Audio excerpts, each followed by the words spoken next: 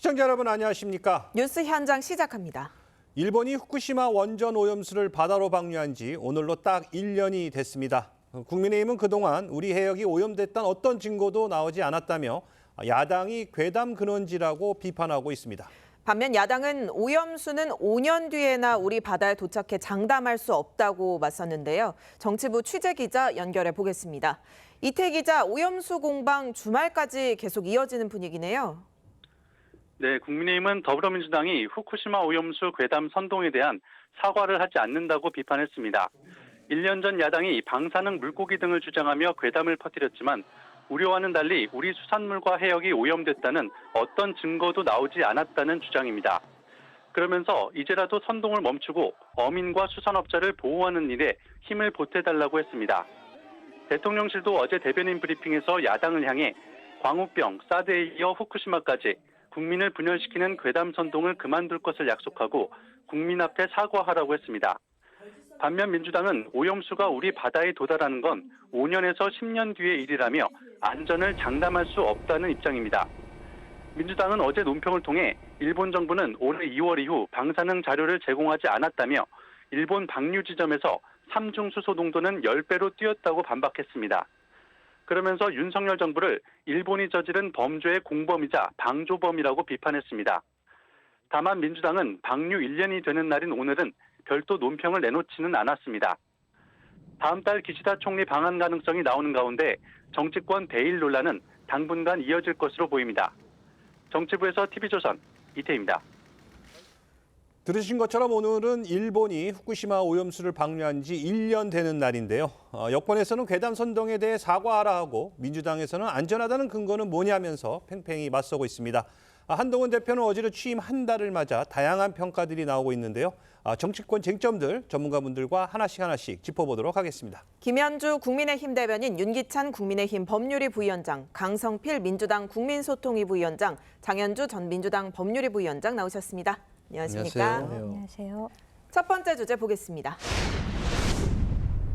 오늘로 후쿠시마 오염수가 방류된 지 꼭 1년이 됐습니다. 대통령실은 과학적으로 이상이 없다면서 민주당을 비롯한 야당의 후쿠시마 괴담이 거짓으로 드러났다며 비판했습니다. 사과도 촉구했습니다. 직접 들어보시죠. 지난 1년 동안 우리 정부는 괴담과 싸워왔습니다. 무논리, 무근거, 무책임한 행태를 반복하고 있는 것은 야당입니다. 반성의 시작은 솔직한 사과와 재발 방지 약속입니다. 이 국민을 분열시키는 괴담 선동을 이제 그만두겠다고 약속하고 지금이라도 국민 앞에 사과하길 바랍니다. 후쿠시마 방류 1년을 맞아 대통령실은 민주당을 비롯한 야당을 향해서 사과를 요구했습니다. 자, 이런 대통령실의 입장 어떻게 보십니까? 저는 대통령실이 너무 이 후쿠시마 오염수 방류 문제를 단순화하고 있는 것은 아닌가라는 우려가 듭니다. 사실 안전 기준이라는 것 자체가 전문가들 입장에 따르면 물론 일부 전문가들이지만 이 안전 기준인 것 자체가 사실 방사능에 있어서는 관리용일 뿐인 것이지 기준 수치에 미달한다라고 해서 장기적으로 안전하다라고 단정할 수 없다라는 의견도 나오고 있거든요. 사실 그렇다면 저설량 방사선이라는 것도 있는 것이고 이 방사능 물질들이 누적이 됐을 때 오는 피해라든지 또는 생태계에 미치는 영향이라든지 이런 부분들은 사실상 앞으로 장기적으로 계속해서 견제하고 모니터링해야 하는 문제라고 생각합니다. 그리고 후쿠시마 오염수 방류가 지난 1년에서 끝이 난다라고 한다면 대통령실의 입장이 어느 정도 수긍해 갈 수는 있겠는데 앞으로 한 30년 정도 이 방류가 이루어진다라는 이야기가 있는 만큼 사실상 이 방류가 앞으로도 계속 될 상황이라면 사실 대통령실 입장에서는 야당을 향해서 이렇게 견제를 하실 것이 아니라 일본 정부를 향해서 앞으로 계속되는 방류에 대해서도 우리 국가가 철저하게 검증하고 우리 국민들의 건강과 안전을 위해서 일본이 좀 더 철저하게 이 방류 오염수를 관리해야 된다라는 메시지가 나오는 것이 정상이 아닌가 이런 생각합니다. 알겠습니다. 자, 국민의힘 역시 오늘 민주당이 지난 괴담 선동에 대한 사과 없이 또다시 공포 마케팅을 벌인다 이렇게 지금 비판하고 있습니다. 네, 그렇죠. 공포 마케팅, 괴담 이게 이제 시계열적으로 사례들이 하나씩 차곡차곡 쌓여가고 있습니다. 모든 분들이 아시다시피 과거 그 광우병 때는 뇌송송 구멍탁에 있었고요. 그리고 사드 배치 때는 전자파 참외 내지는 뭐 사람도 전자파에 튀겨질 것이다라고 하면서 표창원 전 의원이 빨간 가발 쓰고 나오셔서 노래 부르고 하셨던 기억을 아마 많은 분들이 하실 겁니다. 그리고 이제 이번에 그 후쿠시마 원전 오염수 처리에 있어서도 많은 분들이 과학적인 근거를 가지고 이야기하는 것이 아니라 오로지 어떤 사실관계를 왜곡, 과장, 선동하는 입장으로만 계속해서 부추겨 왔던 것이 사실 아니겠습니까? 야당 입장에서 그러면은 뭐 말도 못하냐 이런 이야기를 하십니다만 예. 제대로 된 근거를 가지고 입장 표명을 했다면은 누가 뭐라고 하겠습니까? 뭐 세슘 우럭이니 내지는 우물에 독을 풀었다는 이런 온갖 정말 해괴한 언어들로 인해서 국민 불안감을 야기한 것에 대해서는 분명한 입장 표명과 사과가 있어야 된다고 생각됩니다. 이제 와서 과학적으로 문제가 없다고 하니까 장기적으로 볼 땐 또 어떤 일이 생길지 모른다라는 이야기를 지금 하고 계시는데 이제까지 벌어진 일들에 대해서라도 책임 있는 정당이라면은 이 입장을 분명히 밝히는 것이 필요하지 않을까라고 생각이 됩니다. 네, 1년 전 기억 되돌려 보시면 당시 민주당을 비롯한 야당 후쿠시마 처리수 방류 개시에 대해서 굉장히 강한 발언을 쏟아내면서 반대 목소리를 높였습니다. 당시 목소리 들어보겠습니다. 후쿠시마 해고염수 그렇게 깨끗하면 너나 마셔. 매일 1리터씩 10리터씩 마셔도 아무 상관없다고 말하는 돌팔이 과학자들 불러다가 발표하는 것, 그게 바로 국민을 우려하고 괴담을 퍼뜨리는 것 아니겠습니까, 여러분? 이 국가와 인류 전체에 숭대한 악영향을 미치는 해양 방류를 자행하는 것은 우리는 도저히 이해할 수도 묵과할 수도 없습니다. 들으신 것처럼 후쿠시마 오염수 방류 당시 핵 오염수라는 말까지 아마 맹공을 이어갔습니다. 이재명 대표 단식했던 기억도 있고 야당 의원들이 일본까지 또 방문해서 항의하기도 했었는데 그래서 우리 국민적 불안감이 좀 커져서 소금 사재기까지 일어나기도 했었거든요. 저게 문제죠. 사실은 저희가 일본에 대해서 방류하지 말라라고 야당이 강조하는 거 괜찮아요. 그런데 저렇게 함으로써 실제 막진 못하고 오히려 국내적인 저런 경제적인 피해를 많이 입히는 거잖아요. 이래서 문제 제기를 했던 것이고요. 왜냐하면 이게 처음 방류 결정한 게 2021년도예요. 그러니까 문재인 정부 시절에 했거든요. 그때는 여당이었단 말이에요. 그때 아무런 행위들을 안 했어요. 그래놓고 실제 그때 정의용 기억하실런가 모르겠는데 국정질문에 나와가지고 그때 정의용 외교부 장관이 이러이러한 조건 하에서는 방류를 반대할 이유가 없다 이렇게까지 얘기를 했어요. 그러니까 일본의 방류를 저희가 막을 수 있는 방법이 없어요. 오히려 막을 수 있는 방법이 있다 그러면 모니터링한 이후에 사실은 우리 해역이 오염됐다라는 수치가 나오면 그거 갖고 국제해양환경재판소에 제소하는 방법뿐이 없는 거거든요. 자, 그렇다면 저 당시 야당은 어떻게 했어야 되냐면 그러면 우리가 지켜보겠다. 만약에 지켜보고 모니터링 해보고 나서 이후에 나오면 이렇게 조치하겠다. 또는 정부 보고 모니터링 잘해라. 이 정도의 메시지가 나왔어야 되는데도 불구하고 본인들 못 막는 거 정부 해봤잖아요. 근데 지금 정부가 바뀌었다 해가지고 본인들이 다 알면서 불구하고 이걸 정치 공세 이용해서 결국은 수산업 관계자, 그다음 어업 관계자 이런 분들만 피해 입은 거잖아요. 그래서 저는 이거는 책임 정치를 추구한다면 유감 표명 정도는 해야 된다. 우리가 좀 과했다 이런 정도. 네. 그래서 홍준표 대구시장도 목소리를 보탰습니다. 야권을 향해서 꼭 그렇게 정치해야 되냐. 광우병 괴담에 책임진 정치인도 한 명도 없었다. 이렇게 비난을 했는데 유감 표명의 목소리 내야 한다. 이런 지적에 대해 어떻게 보세요? 저는 그 홍준표 시장의 말씀에 대해서 조금 반론을 제기하고 싶은 게 뭐냐면 지금 여야가 이렇게 정쟁이 심각해진 상태에서 저렇게 비난을 하는 목소리보다는 1년 동안 우리가 지켜보니까 아무 문제가 없었다. 그러니까 앞으로도 우리가 잘 관리해 나가겠다. 국민 건강에 대해서 신경 쓰겠다. 야당에서도 잘 지켜봐 달라. 이런 식의 메시지가 여야 그리고 국민들에게 좀 더 안심을 시켜주는 그런 행위가 아닐까요? 그리고 일본이 이 오염수를 방류하는 것이 이 방법밖에 없는 게 아니거든요. 본인들이 지상에서 처리할 수가 있는데 이거 예산 문제인 거예요. 자기들 돈을 더 쓰기 싫으니까 이런 식으로 방류하는 것이고 또 우리나라 말고도 중국과 홍콩 같은 경우는 아직도 수입을 금지하고 있어요. 그러니까 이러한 이유들을 종합적으로 살펴봤을 때 아직도 해결되지 않는 국민들의 우려가 있다는 점을 야당이 어필하고 있다. 이렇게 이해하시면 될 것 같습니다. 제가 짧게만 말씀드리면 사실은 우리도 후쿠시마현 외에 8개 정도에서 아직까지 수입 금지하고 있어요. 수산물이요? 수산물이요. 그리고 또 하나는 저런 방류 방법을 결정함에 있어서 결정한 것은 사실 2021년 그 이전이란 말이에요. 문재인 정부 시절이에요. 그러니까 저들의 방류 방법 이것을 저희가 막을 수 있는 방법이 없다니까요. 그러니까 저희도 한계가 있기 때문에 이렇게 할 수밖에 없는 거. 오히려 IAEA의 그 기준에 맞는 방류 방법을 써라라고 저희가 설득해가지고 하는 방법뿐이 없는 거죠.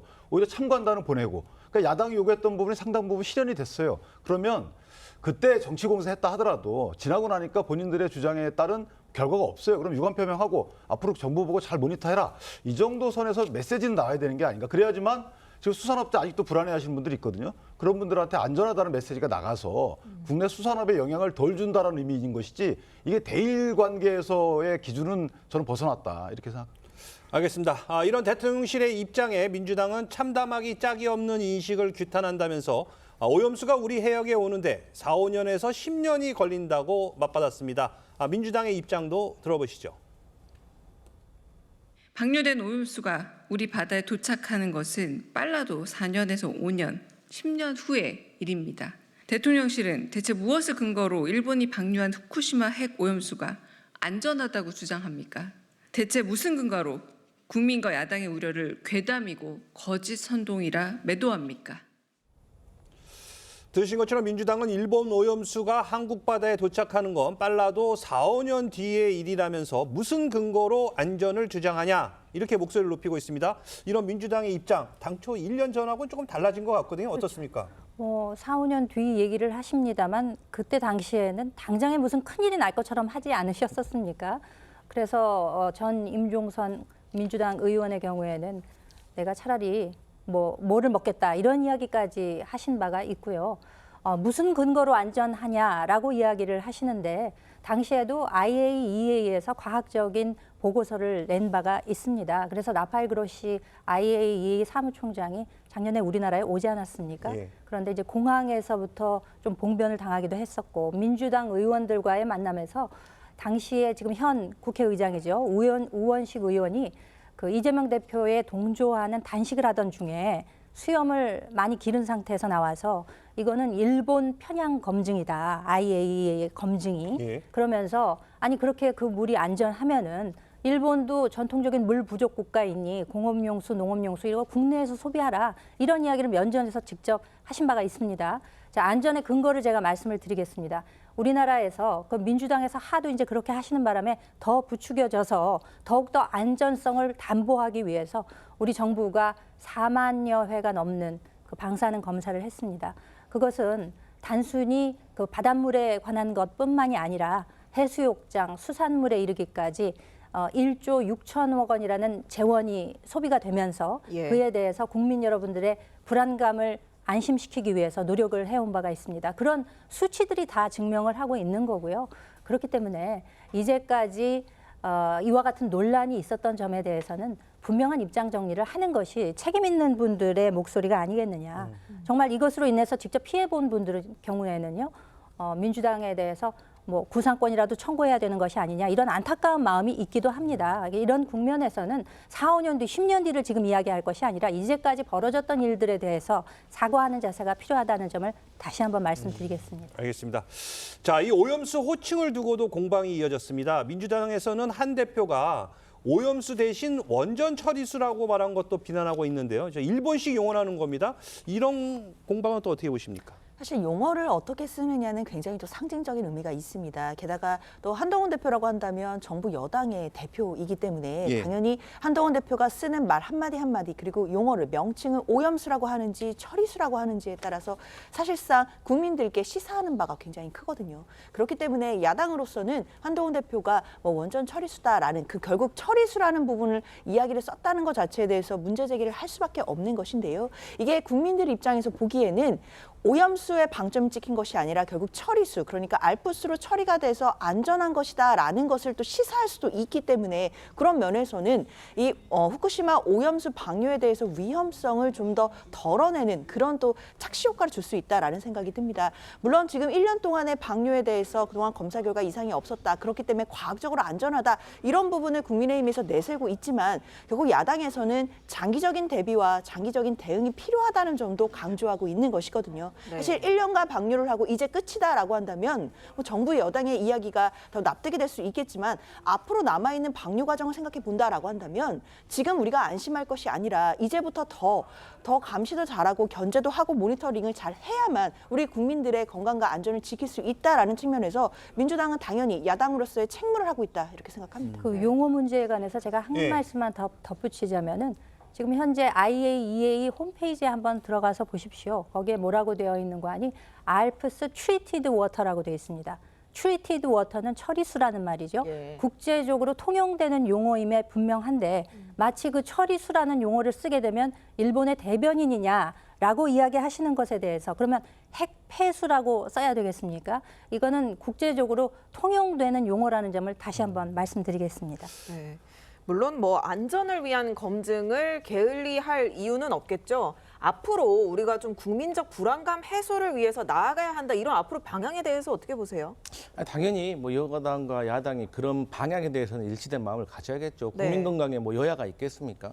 하지만 이제 뭐 지금 국민의회에서 말씀하신 것처럼 뭐 원점 오염순위, 처리순위 이런 문제인데 그렇게 말하면은 사실 학계에서는 한도 끝도 없는 어떤 무한 반복의 얘기가 될 수가 있어요. 왜냐하면 그래서 오염수에서 방사성 물질을 국제 기준 이하로 처리를 하는 거잖아요. 물질을 제거하는 거잖아요. 그런데 삼중수소라든지 이러한 물질들을 완벽하게 제거하는 것이 불가능하다는 것이 과학자들이나 전문가들의 의견이 있어요. 그렇기 때문에 저는 그 여당에서도 사실 원전 오염수라고 뭐 말씀하시는 그것은 이해를 하겠지만 저는 요즘 말하는 이 중일맘 그러니까 중요한 건 일본의 마음 이렇게 네. 야당의 지지자들은 서운해할 수가 있다는 것을 좀 알아주셨으면 좋겠다 이런 말씀 드리겠습니다.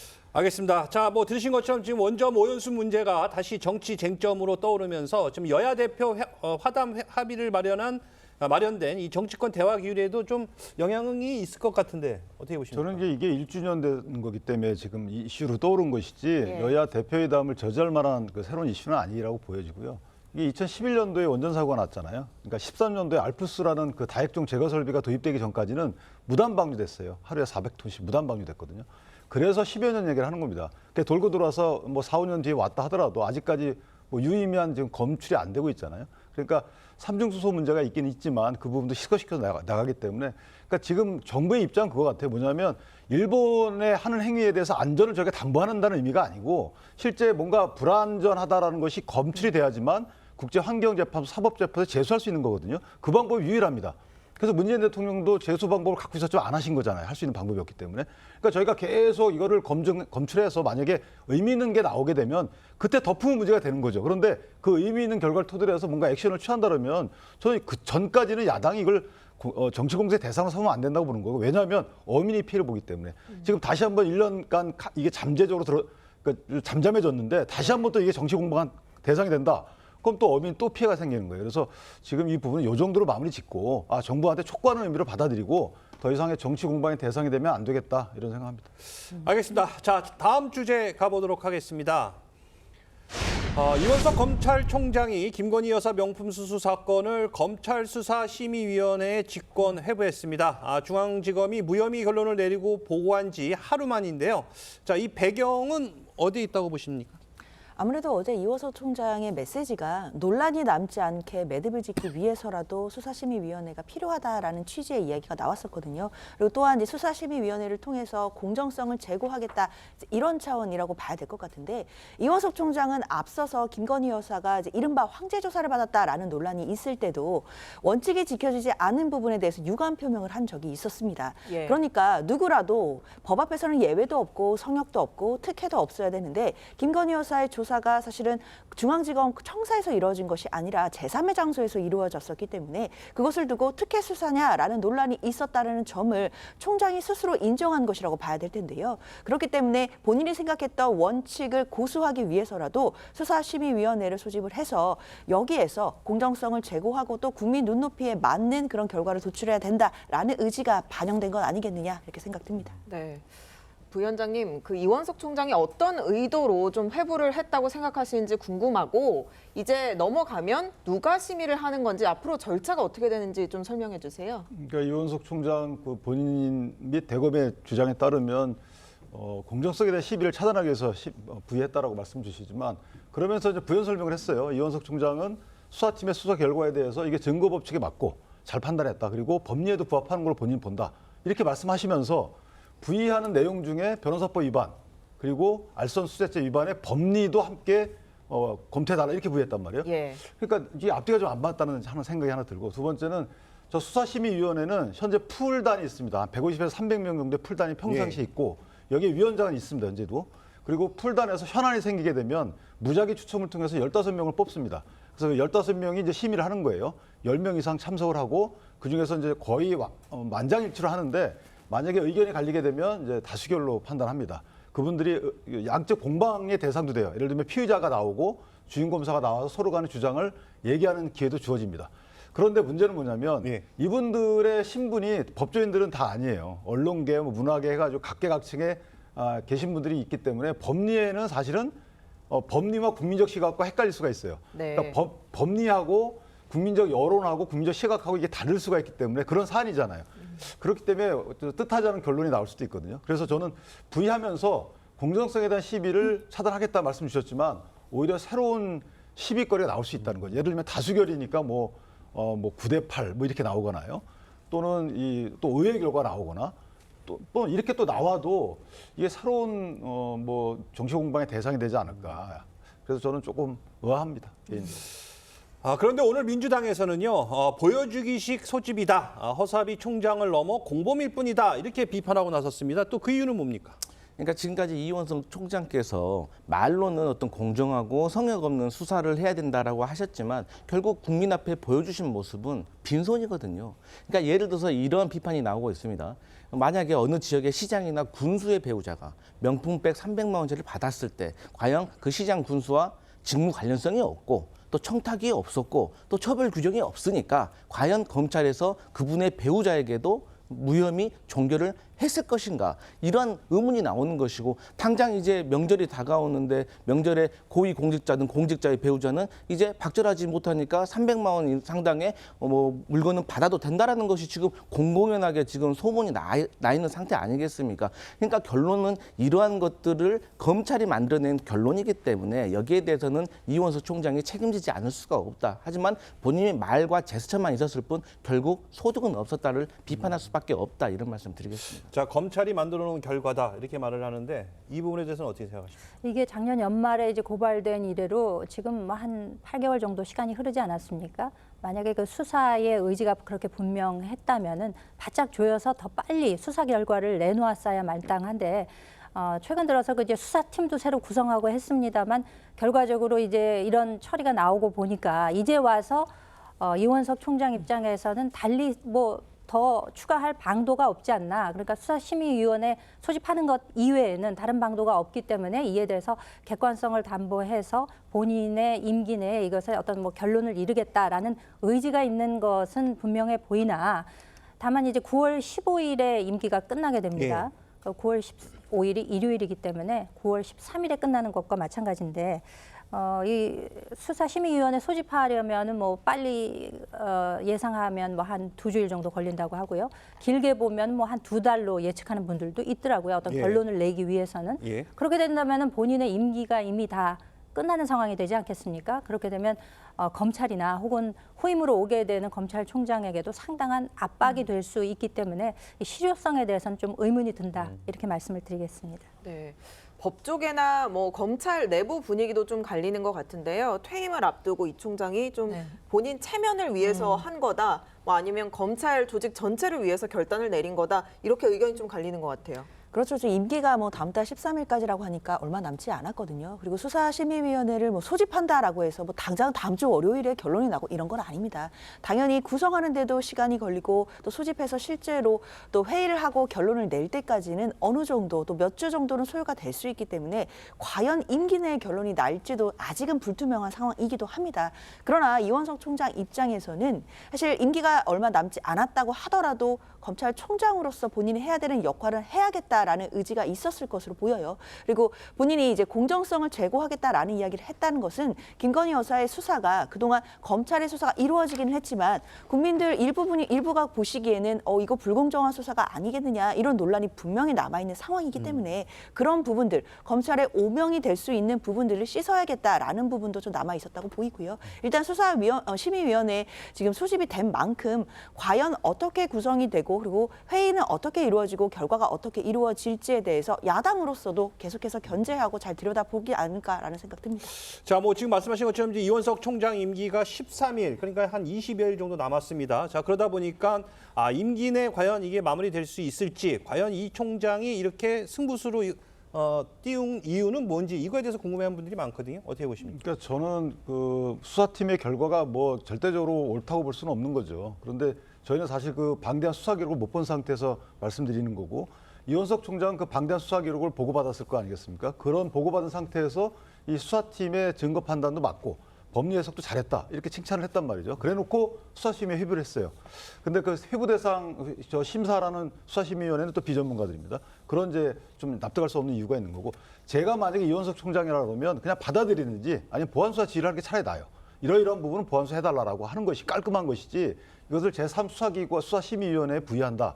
저는 조금 납득하기 어렵다는 생각이 드는 거고, 왜냐하면 다음 총장도 또 부담이 되는 거고요. 예. 이 수사심의위원회의 결과에 따라서는 이리 나든 저리 나든 검찰 조직은 타격을 받게 돼 있습니다. 왜냐하면 수사심의위원회 부여하는 순간에 야당에서는 뭔가 이게 불만족스러운 부분이 총장도 인정한 거 아니냐라고 얘기할 것이고요.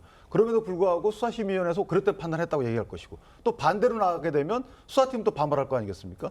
외압을 행사했다. 그리고 비전문가가 판단했다. 이러기 때문에 저는 개인적으로 또 수사심의위원회 결론을 수사팀이 안 받아들이게 되면 이것 또한 또 뭐 용산의 뜻이다라고 할 것이고, 저는 개인적으로 왜 이렇게 했을까라는 생각이 들어요. 그러니까 조직에 타격을 주는 좀 취지를 알겠어요. 총장께서 왜 그러셨는지. 그러나 그 취지와 달리 다른 결과가 나올 가능성이 좀 크다. 좀 그렇게 생각합니다. 네, 이원석 총장은 논란이 남지 않도록 매듭 짓는 게 바람직하다 이렇게 전했는데, 수심위에서 결론이 나도 강제 조항이 아니기 때문에 꼭 따를 필요는 없거든요. 그래서 말씀하신 것처럼 일단락이 되지 않을 가능성이 더 높다 이런 시각도 있는 것 같아요. 저는 개인적으로 행정적으로는 일단락이 될 겁니다. 그러니까 이 수사심의위원회에서 만약 재수사를 하라든지 아니면 다른 혐의를 적용해야 된다든지 부정적인 결과를 낼 수가 있지만, 아신 바와 같이 수사팀이 거기에 대해서 강제적으로 받을 필요는 없습니다. 쉽게 말해서 존중이라고 하는데, 그 존중이라는 말은 그야말로 모호한 표현인 거거든요. 그렇기 때문에 다음 수사팀이 그럼에도 불구하고 그러한 지금의 수사팀과 다른 무혐의 종결이 안 나왔을 경우에는 정치적으로 도의적으로 상당히 부담을 안게 되는 거죠. 그래서 저는 우리 윤기찬 변호사님께서 말씀하셨지만 이원석 검찰총장이 상당히 우유부단했다. 그러니까 차라리 과거에 인사패싱을 당하거나 특혜 출장조사로 패싱을 당했을 때 차라리 사퇴를 하시면서 어떤 검찰의 잘못된 관행이라든지 어떤 지금 수사 현황에 대해서 지적을 하셨어야 되는데 지금은 좀 늦은 것 같다. 이런 말씀 드리겠습니다. 알겠습니다. 자, 김건희 여사 수사에 대한 무혐의 결론은 이 법사위의 공방을 낳기도 했습니다. 특히 박성재 법무부 장관과 야당 의원들의 공방이 뜨거웠는데요. 한번 보시죠. 앞으로 이 자리에 계신 모든 공직자들이 배우자를 통해서 금액에 제한 없이 고가의 선물을 마음껏 받을 수가 있게 됐습니다. 다시 한번 축하드리고요. 법무부 장관님, 어떻게 생각하십니까? 언론 보도를 보고 법무부 장관이 의견을 내리는 건 적절하지 법무부 않다고. 장관님, 무슨 말씀하세요? 지금 방금 내가 읽어드렸잖아요. 규정이 답변하십시오. 없어서 처벌을 법무부 못한다면 장관으로서 개인적인 의견은 의원님께서 뭡니까? 입법을 해주셔야죠. 국민권익위 위원장까지 하신 위원장께서 처벌 규정이 규정이 없는 게 모자라서 아닙니다. 처벌할 수 없다면 거기에 공직자의 맞는 규정을 배우자의 만들어 주시고. 그리고 여기 명품 백만 있습니까? 대통령께서 좋아하시는 술도 있지 않습니까? 그 술이 지금 어디 있는지 검찰에서 아무런 얘기를 못하고 있지 않습니까? 부정청탁 및 금품 등 수수의 금지에 관한 법률에 보면 공직자의 배우자가 금품을 수수했을 때 배우자를 처벌하는 조항은 없습니다. 신고 의무도 배우자에게 있지 아니하고. 네, 들으신 것처럼 민주당에서는 김 여사 논란에 대해 무혐의 결론에 대해서 박성재 법무장관에게 그 장관이 수사지휘권 발동해서 재수사 명령 내려라. 반면 박 장관은 규정이 없으니까 그럼 의원님이 입법을 하라 이렇게 맞받았네요. 원칙적인 대응이라고 생각하고요. 저는 무엇보다 이 민주당 의원들께서 법사위에서 더군다나 축하드리고요. 이제 이런 말로 일종의 조롱성 발언하시는 것에 대해서는 좀 참아주시라는 말씀을 먼저 드리고요. 이성윤 의원도 그렇고 전현희 의원도 그렇고 김승원 간사도 그렇고 전부 다 법조인 출신 아닙니까? 검찰이나 판사 출신인데 법을 잘 몰라서 그러는 것도 아니고 잘 아신다는 분들께서 이렇게 이야기하시는 것이 과연 적절한가의 의문을 제기를 합니다. 청탁금지법상 배우자의 경우에는 그 처벌 조항이 없기 때문에 입법 미비 사항이 명확합니다. 그렇다고 하면 삼권 분립의 원칙에 따라서 입법 미비된 사항에 대해서는 국회에서 그것을 마땅히 처리해야 됨에도 불구하고 법무부 장관을 향해서 마치 조롱하는 듯한 이런 발언을 하시는 거 대단히 부적절하다라고 생각이 되고요. 그리고 법무부 장관을 향해서 뭐 언론의 보도를 안 받냐 이런 식으로 이야기를 하는데 이건 뭐 지휘 계통상에 있는 뭐 검찰총장이 서울중앙지검장의 보고를 받았으면 법무부 장관에게도 이제 보고가 들어가겠죠. 그렇게 파악을 하고 난 연후에 이야기하는 것이 마땅한데 뭐 뉴스 보고 얘기하는 거 아니지 않습니까? 그렇게 얘기하는 것도 적절치 않다라고 생각이 됩니다. 법무부 장관에게는 모든 것을 다 보고를 받고 사법적인 판단에 의해서 이야기할 의무가 있다는 점에 대해서도 다시 한번 말씀을 드리겠습니다. 네. 이 논란에 대해 변호사님께서는 어떻게 보셨나요? 글쎄요, 저는 청탁금지법상에 배우자에 대한 처벌 규정이 없는 것은 맞습니다. 예. 그러나 지금 정부 여당에서 계속 배우자 처벌 규정이 없다는 말만 되풀이하는 것, 사실 저는 국민의 분노를 잠재우기 어려울 거라고 생각이 들거든요. 사실 청탁금지법상에는 배우자 처벌 규정도 없지만 자녀에 대한 처벌 규정도 없거든요. 아시다시피 조국 대표가 청탁금지법 위반으로 유죄가 선고됐을 때는 조국 대표가 장학금을 받은 게 아니었습니다. 딸인 조민 씨가 장학금을 받았지만 그것이 아버지가 받은 그 금품으로 보아서 청탁금지법 위반으로 유죄가 된 경우가 있었거든요. 뿐만 아니라 예전에 국정농단 사태 때도 박근혜 전 대통령과 그 최서원 씨, 그 개명 전에 최순실 씨와의 관계를 경제적 공동체로 보고 뇌물을 인정한 바도 있었습니다. 그만큼 우리나라 판례에는 이제 공직자들이 금품을 수수했을 경우에 본인이 직접 받지 않고 배우자나 자녀가 받았을 경우에도 본인이 받은 것과 동일하게 취급하는 법리가 이미 자리 잡아 있습니다. 그렇다고 한다면 이번의 경우에도 배우자가 받은 것을 공직자가 받은 것으로 볼 수 있는 경우는 아니었는지에 대해서 법리를 좀 더 충실하게 검토할 필요가 있다고 생각이 들고 그런 부분들이 국회에서 의원들의 목소리로 나오고 있는 것이다. 저는 그렇게 생각합니다. 알겠습니다. 자, 다음 주제 보도록 하겠습니다. 국민의힘 한동훈 대표가 어제로 당대표 취임 한 달을 맞았습니다. 한 대표는 지난 한 달 소회로 한 달 동안 제가 많이 참았다 이렇게 언급을 했는데요. 한동훈 대표의 말부터 들어보시죠. 제가 여기까지 오게 된 이유 중에 하나는 제가 잘 싸운다는 것 때문이었을지도 모르겠어요. 저는 잘 안 참죠. 그런데 지난 한 달 동안 제가 많이 참았습니다.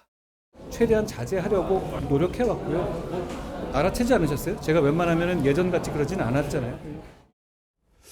자, 지금 들으신 것처럼 한동훈 대표 많이 참았다 이렇게 얘기를 했습니다. 자, 많이 참았다. 이거 어떤 의미가 숨어 있다고 봐야 될까요? 예. 그래서 이게 대여 투쟁 위주, 그러니까 정쟁은 본인이 지향을 하고 정책 위주로 그 야당과의 협치를 좀 기대했다라는 취지로 보이고요. 아마 근데 한 대표 입장에서 보면 이게 야당을 대해 보니까 야당을 어떻게 대해야 되는지 좀 새로운 마음도 생겼을 것으로 기대가 돼요. 왜냐하면 지금 한동훈 대표는 국민이 기대하는 본인 잠재 역량에, 저희 잠재 성장률이라는 게 있잖아요. 잠재 역량이 60% 정도만 발휘됐던 걸로 전 보여져요. 그래서 제가 60점 정도 주는 편인데 그러니까 앞으로 국민이 기대하는 것은 자, 싸움의 대상을 가리지 말고 실제 본인이 추구하는 정치를 펴라는 거 아니겠어요? 그래서 여의도에 대한 염증을 느끼는 국민들이 지금 환호할 만한 그러니까 지금 정쟁을 지향하고 정책을 위해서 본인은 자꾸만 메시지를 던지지만 그 메시지 카운터 파트는 그걸 받지 않고 있거든요. 그렇다면 한 달 정도 지났으면 정치라는 게 뭔가 정치의 효능감을 느끼셨을 테고 그렇다면 조금 더 투쟁적인 그리고 조금 더 거시적인 부분의 메시지와 행동이 따를 것으로 기대를 하고 있습니다. 자, 지금 뭐 한 대표 민생을 위해서 정치 공방을 많이 참았다고도 했습니다. 자, 그렇다면 자, 이제부터 민생을 위해서 싸움도 마다하지 않겠다 이런 얘기도 들리는데 이제 이재명 새로운 체제가 됐으니까 앞으로 어떻게 더 싸울 것 같습니까? 아니면 좀 더 합의를 좀 할 것 같습니까? 그러니까 이 싸움의 방식이라는 건 여러 가지가 있는 겁니다. 꼭 얼굴 붉히고 말싸움 한다고 해서 싸운 건 아니고요. 철저한 어떤 근거로 가지고 주장을 가지고 상대방을 설득하는 것도 일종의 싸움이라고 저는 볼 수가 있는 거고 국민들은 오히려 그런 것을 더 원할 거라고 생각을 해요. 근데 이제 한동훈 대표께서 민생을 챙긴다고 하셨으니까 제가 이런 말씀을 좀 드리고 싶어요. 최근에 김종인 전 비대위원장이 응급실 뺑뺑이 돌았다는 거 아니겠습니까? 예. 그래서 저는 오히려 이러한 것들이 정말 민생과 직관된 것이다. 근데 한동훈 대표께서 그러면 지금까지 의대 증원과 관련해서 어떤 노력을 하셨고 앞으로 무엇을 할 수 있는지. 그러니까 한동훈 대표께서 상당히 답답할 겁니다. 왜냐하면 이게 본인은 그렇게 어떤 생각하는 것이 있다고 하더라도 그것을 야당을 상대하는 것도 벅찬데 벌써 이 같은 여당 내에서도 다른 의견들을 설득해야 되는 어떤 이런 절차가 있기 때문에 상당히 곤혹스러운 상황인데 어쨌든 본인께서 취임 한 달을 맞이해서 앞으로 민생에 어떤 좀 더 집중하겠다고 하니까 기대해 보겠습니다. 네. 한 대표 어제 취임 한 달을 맞아 찾은 곳이 지난 목요일 화재가 발생한 부천 모텔 사고 현장이었습니다. 대표님 정말 말씀하신 대로 앞으로 민생을 먼저 챙기는 행보 좀 계속되는 걸까요? 이제까지도 그렇습니다만 전당대회에서 당선 그 연설을 통해서도 국민 눈높이에 맞추고 신속하고 정교하게 대응하겠다라는 약속을 한 바가 있습니다. 그리고 그간의 행보를 보더라도 뭐 위메프 사태라든지 일본도 사건이라든지 아니면은 뭐 금투세 폐지 관련해서 민생 관련 이슈에 대해서 아주 재빠르게 대응하고 원칙론적인 입장을 표명한 것으로 알고 있는데 안타깝게도 이번 그 화재 사고로 인해서 많은 인명이 살상되지 않았습니까? 예. 그렇기 때문에 이런 경우에 있어서도 신속하고 정교하게 대응하는 것이 원칙이다. 그러니까 결과적으로 정치라고 하는 것이 국민의 삶을 편안하고 나아지게 하는 것에 있다면 그것이 본령이라고 한다면 정부 여당 입장에서는 더욱더 책임 있는 자세를 가지고 이에 대해서 빨리빨리 신속하게 대응해 나가겠다는 방침을 분명히 정하고 또 그렇게 하고 있다는 말씀을 드리겠습니다. 네. 당내 여전히 뭐 친윤계 의원 등 견제 세력이 존재하는 것도 사실이기 때문에 당내 장악력을 높이는 게 좀 선행되어야 한다 이런 지적도 많이 나오는 것 같아요. 그렇죠. 아마 한동훈 대표 입장에서는 이견을 좁혀가는 지금 상황인 것이고 당 내에서 얼마든지 뭐 토론이 가능하다라는 취지의 말씀도 계속 하고 계시긴 합니다. 다만 또 밖에서 봤을 때는 사실 당대표가 되고 나서 한 달이라고 한다면 어쩌면 힘이 가장 강할 수도 있는 기간이거든요. 네. 그 기간 동안에 당을 장악하고 빠르게 이슈를 선점하는 것이 앞으로의 당대표 생활에서도 어쩌면 또 견제를 할 수 있는 방안이기도 합니다. 그러나 지금 당 내에는 분명한 건 뭐 친윤 세력이라든지 또는 이제 최혜병 특검법과 관련해서 한동훈 대표와 이견을 갖고 있는 분들이 많이 계시기 때문에 그분들을 어떻게 설득할 것이냐 또 어떻게 정치력을 발휘할 것이냐 이 부분은 계속해서 한동훈 대표에게 숙제로 남아있을 가능성이 있습니다. 저는 그렇기 때문에 한동훈 대표가 자신이 많이 참았다라고 말한 그 주체가 참은 게 야당을 대해서도 참았을 수도 있겠지만 또 한편으로는 친윤계 세력 또는 용산에 대해서도 많이 참았다라는 의견을 피력한 것이 아닌가라는 생각이 듭니다. 한 달 동안은 참았기 때문에 한 달 이제 이후부터는 본인의 목소리를 내겠다는 소리로 저는 들리기 때문에 앞으로 야당에 대해서도 어느 정도 공방을 벌일 수도 있겠지만 내부에 있는 한동훈 대표의 이견을 갖고 있는 친윤 세력에게도 본인의 목소리를 이제는 좀 더 강조하지 않을까라는 생각도 듭니다. 알겠습니다. 자, 뭐 전체적으로 봤을 때 아직 그 당 전체를 장악하지 못했다 이런 평가가 중론인 것 같습니다. 이제 막 한 달이 지났고, 자, 이 당 통합이라는 성과를 거두기 위해서 한 대표 어떤 행보를 취해야 될까요? 일단 당을 장악하지 못했다라는 것은 적정한 멘트는 아니에요. 왜냐하면 이게 뭐 그 한동훈 대표 자체를 갖다가 친윤계가 인정하지 않고 대표적으로 인정하지 않고 이런 건 아니거든요. 다만 이제 어떤 특정 이슈들에 대해서 반대 의견이 많을 수 있죠. 그런 것들은 한동훈 당대표가 그분들을 설득하는 과정이 필요한 거죠. 그러려면 설득 기반을 조성해놔야 되는데 예를 들면 매일 그룹핑해가지고 만나는 것도 좋지만 개별적으로 다 만나 뵈야 돼요. 그래서 내가 이런 생각을 갖고 있다는 것을 오해에 따른 반대 이런 의견을 불식시키려고 그러면 그런 행보를 해야 되는 것이고 또 하나는 이제 한동훈 대표에게 거는 국민이나 당원들의 기대는 조금 더 큽니다. 예를 들면 이렇게 현장 방문도 좋고 선거운동 때의 이런 방식보다는 이런 것도 좋지만 조금 더 개혁 이슈에 대해서 본인만의 목소리를 내주는 것도 좋다. 그리고 개혁 이슈가 옳다면 대통령실과의 과감한 스킨십을 통해서 여기 추진을 해야 되는 거죠.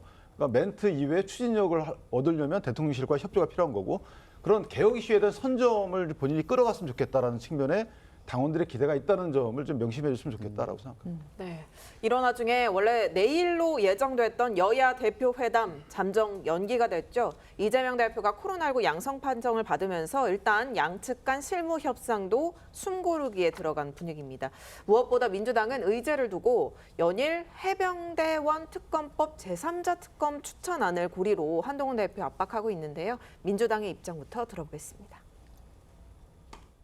자율적 권한이 있다면 가능한 결말이 날 걸로도 기대합니다만 권한이 없다면 불가능하겠죠.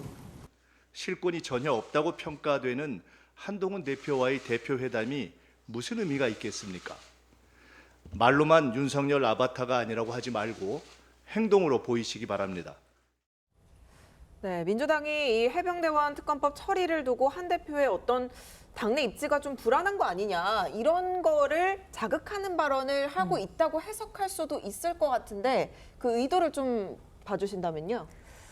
글쎄 뭐 민주당 측에서는 뭐 방금 전에 법사위 발언도 받고 우리가 후쿠시마 오염 처리수에 관련된 것도 받고 매번 그 말씀하시는 어조가 한결같지 않습니까?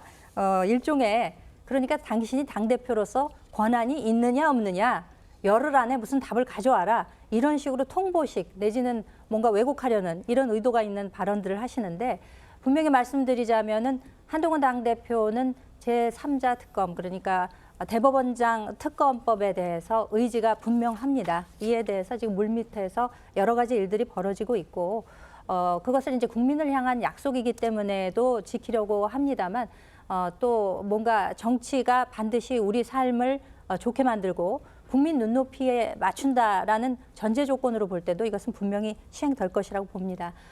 오히려 민주당 측에서 고발한 지 사흘 만에 특검법안을 발의를 하고 이후에 세 차례 더욱더 위헌성이 강화된 특검법안을 내놓으면서도 마치 이것을 받아들일 듯한 여러 가지 발언들을 내놓는 것이 이중 플레이가 아니냐 이제 이런 생각을 하게 되고요.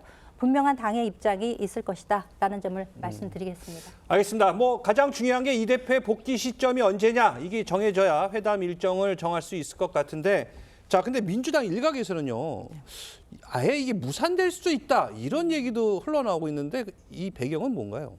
모르겠습니다. 근데 저는 개인적으로 무산될 일은 없을 거라고 생각을 합니다.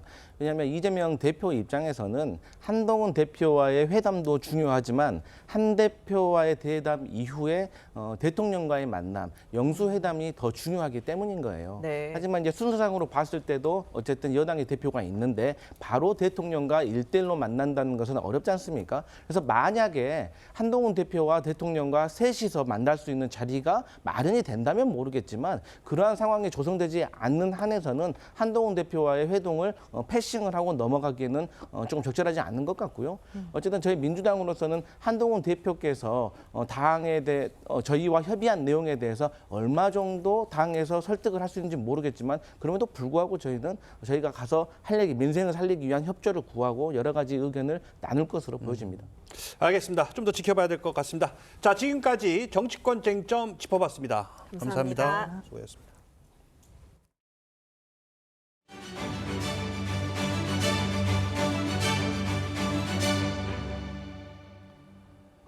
최근 대출 금리를 잇따라 올리면서 이자 장사 논란을 빚고 있는 은행권에서 또 한 번 횡령 사고가 발생했습니다. 자, 이번에는 농협은행입니다. 직원이 4년 동안 100억 원 넘는 돈을 빼돌렸는데도 은행은 까맣게 모르고 있었는데 해당 직원은 우수 사원으로 뽑힌 적도 있는 것으로 파악됐습니다. 고이동 기자의 단독 보도입니다. 서울 명동의 NH 농협은행 지점입니다. 농협은행은 이 지점의 과장급 직원 A씨가 집행한 대출에서 이상 징후를 발견하고 지난 20일 감사에 착수했습니다. 여신 관련 사고 예방을 위해서 상시 감사를 하는데 이제 이런 횡령 가능성이 있는 여신 거래를 발견을 해서 감사를 착수를 했고 1차 감사 결과 A씨는 지인이 대출을 받은 것처럼 꾸며 4년 동안 돈을 빼돌린 것으로 파악됐습니다. 지금까지 확인된 횡령 규모만 117억 원입니다. 농협은행은 A씨와 함께 근무한 지점장 등 3명을 대기 발령하고 공범이 있는지 확인하고 있습니다. 하지만 A씨는 감사 착수 다음 날인 21일 숨진 채 발견되면서 진상 파악이 쉽지 않은 상황입니다. A씨는 평소 외제차를 몰고 다녔고 업무 능력을 인정받아 우수 직원으로 선발된 적도 있는 것으로 전해졌습니다. 농협은행의 금융사고는 허위 매매 계약서를 이용한 109억 원의 부당대출 등 올해 들어 벌써 4번째입니다. 우리은행과 KB국민은행에서도 횡령과 부실 대출이 잇따라 적발돼 은행의 내부 통제 문제가 다시 한번 도마 위에 오를 것으로 보입니다. TV조선 고이동입니다.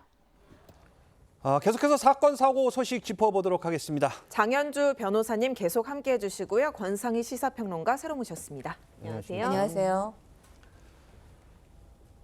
그제죠. 경기도 부천의 한 호텔에서 불이 났습니다. 이른 시간 오후 7시쯤이었는데 7명이 숨지고 12명이 다치는 큰 인명피해가 발생해서 더 충격을 줬습니다. 자, 일단 화재 원인이 에어컨 불똥으로 일단 추정이 된다고요? 네, 그렇습니다. 어제 1시간 반가량 현장 감식이 진행됐는데요. 실제로 불이 나기 전에 이 810포트 스퀘기 객실로 들어갔다가 이 호텔 측에 타는 냄새가 나니까 객실을 좀 바꿔달라 이렇게 요청했던 사실이 전해지고 있습니다. 예. 소방당국은 투스케기 객실로 나간 뒤에 이 에어컨에서 불똥이 떨어지면서 이것이 소파와 또 침대에 옮겨 붙으면서 불길이 확산한 것으로 추정하고 있는데요. 내부 인테리어에 이 합판 목재가 상당히 많다고 합니다. 그리고 스프링클러가 설치돼 있지 않았기 때문에 연소가 확대됐다는 게 소방당국의 설명이고요. 현재 정확한 화재 원인을 조사 중에 있습니다. 그리고 사망한 7명에 대해서도 지금 부검 결과가 나왔는데요. 일단 국가수 1차 소견을 보면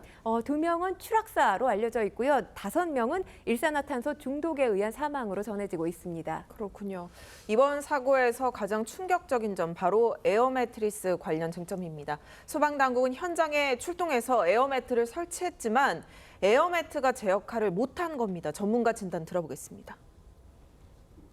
이 에어매트에 관한 사용법을 교육을 시킨 적이 없습니다. 이제 어떻게 뛰어내리는지 전혀 교육이 안 돼 있기 때문에 이 에어매트가 그렇게 생각보다 안전한 장비는 아닙니다. 그만큼 뛰어내리는 사람도 위험성을 감수하고 뛰어내리는 것이고 가운데에 뛰어내려야 되는데 거의 또 쉽지 않은 모서리로 갈수록 그 충격 흡수되는 그 부분이 급격히 줄어듭니다.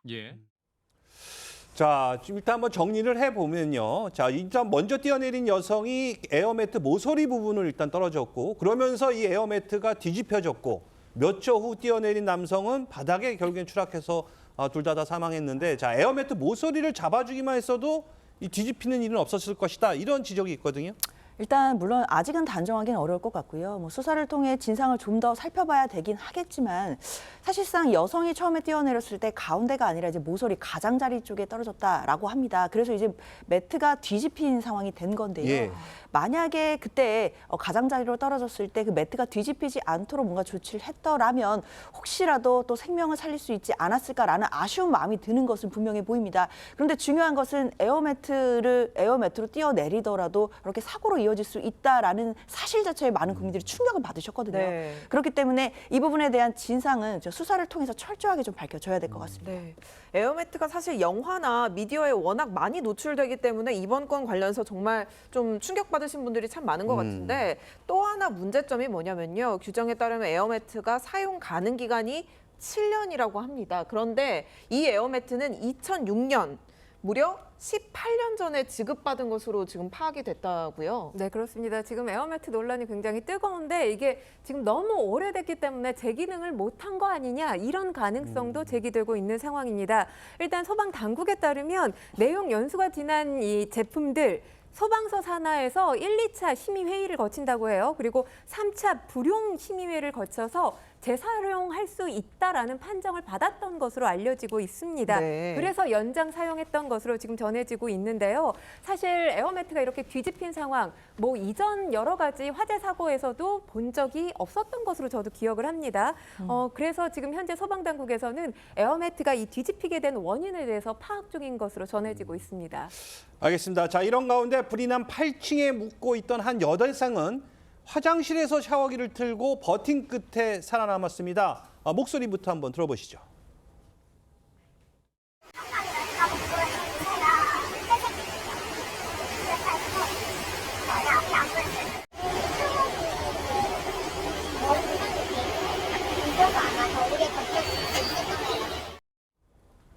네, 이 여대생 간호대 학생이라고 하는데 정말 기지를 발휘해서 살 수 있었네요. 네, 그렇습니다. 이 A씨 최근에 부천의 한 대학병원에 실습생으로 일을 하고 있었다고 합니다. 그래서 이 호텔 806호에 머물렀다라고 하는데요.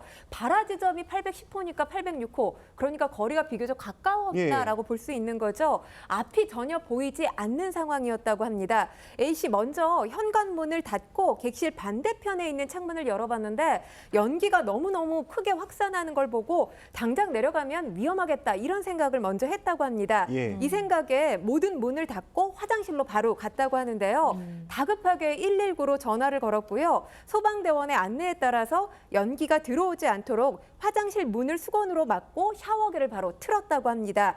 긴박했던 상황이었지만 이 샤워기에서 뿜어나온 물이 수막을 형성해서 일시적으로 유독가스를 차단해주는 효과를 낼 수 있다. 이런 정보를 떠올리게 됐고요. 화장실에서 샤워기를 틀고 버틴 끝에 살아남을 수 있었습니다. 이 A씨 도움의 손길을 기다리면서 계속해서 화장실에서 머물렀고 밖으로 전혀 나가지 않았고요. 여러 차례 인명수색 작업 끝에 투입된 소방관들에 의해서 기적적으로 구조하게 됐던 겁니다. 자, 그런데 이 방법이 또 때에 따라서는 또 위험할 수도 있다고요?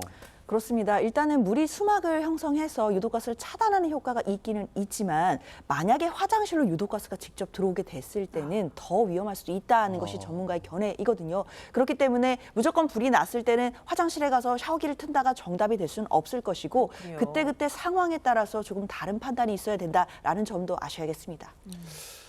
자, 근데 또 문제가요. 이 호텔에 60개가 넘는 객실이 있는데 모두 이 스프링쿨러가 설치가 되지 않아서 어떻게 보면 인명 피해가 더 커졌다. 이런 지적이 또 나오고 있습니다. 네, 그렇습니다. 이 화재 사건 이후에 스프링클러에 대한 목소리가 또 다시 등장을 하고 있는데요.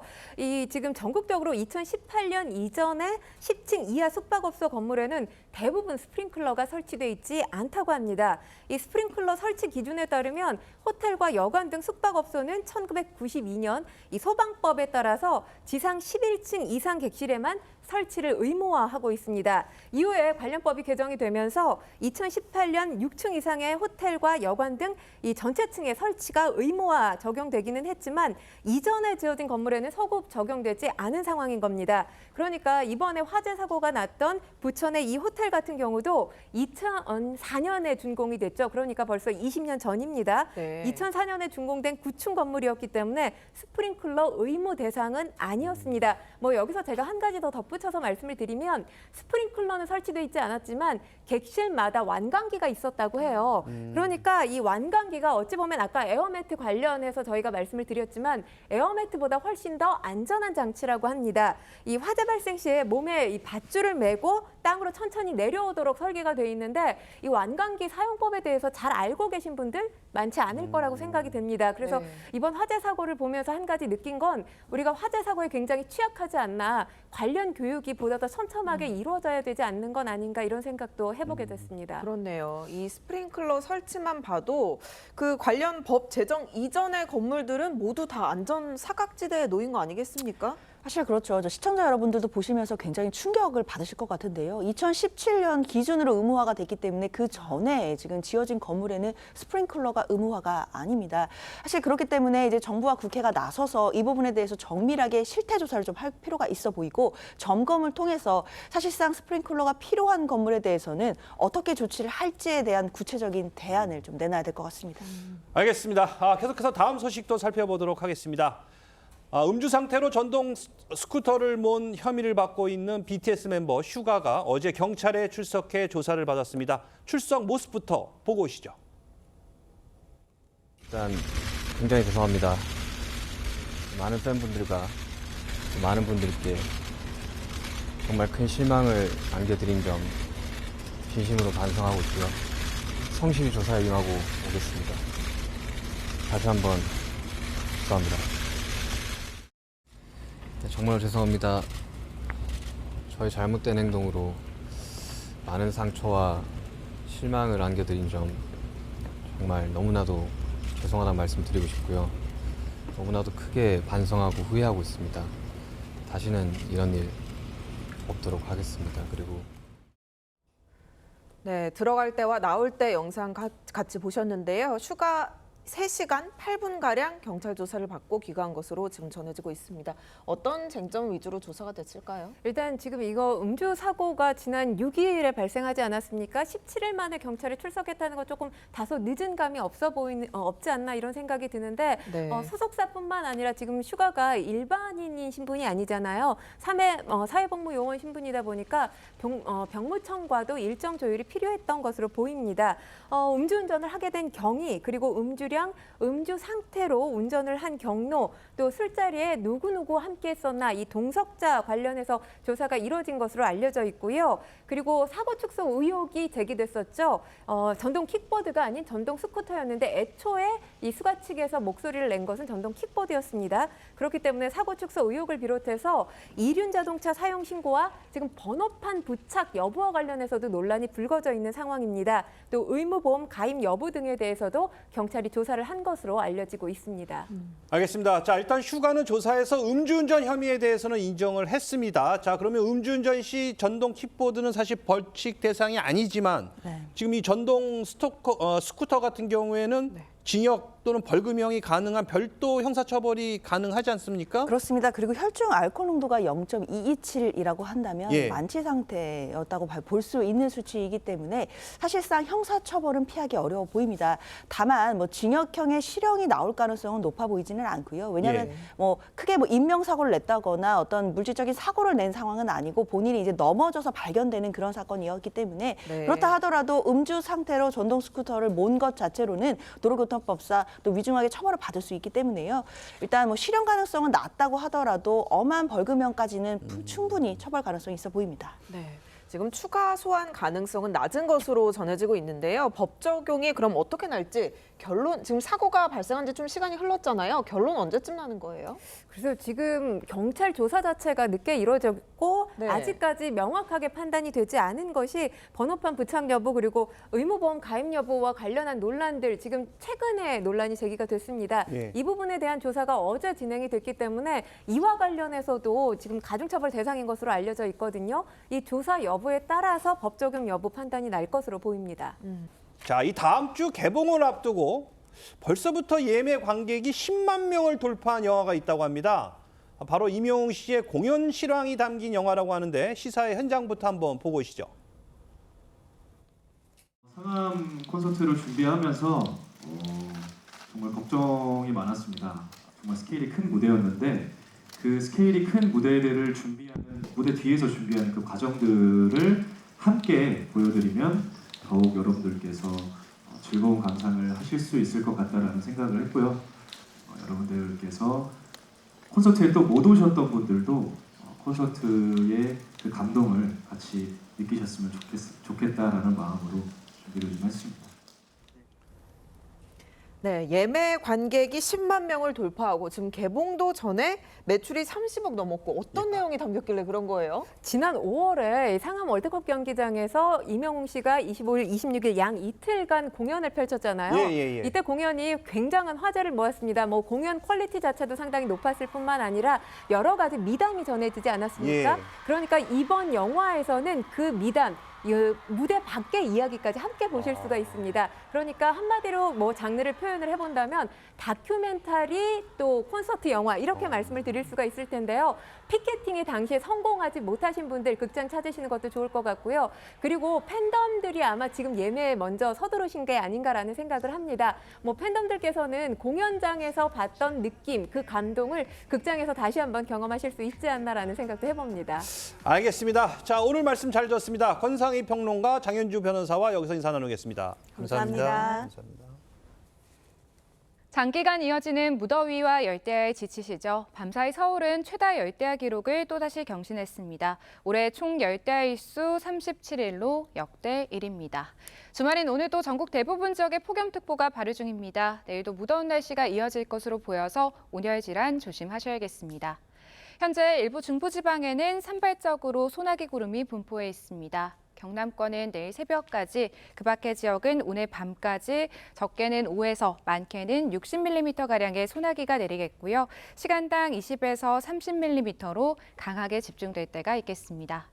내일 오전부터 오후 사이 강원 내륙과 남부지방, 제주도에는 5에서 40mm의 비가 내리겠습니다. 당분간 제주 해안에는 강한 너울성 파도가 밀려오겠습니다. 밤사이 도심과 해안, 영남 내륙을 중심으로 열대야가 이어지겠습니다. 날씨였습니다. 8월 24일 토요일 TV조선 뉴스 현장은 여기까지입니다. 함께해 주신 여러분 고맙습니다.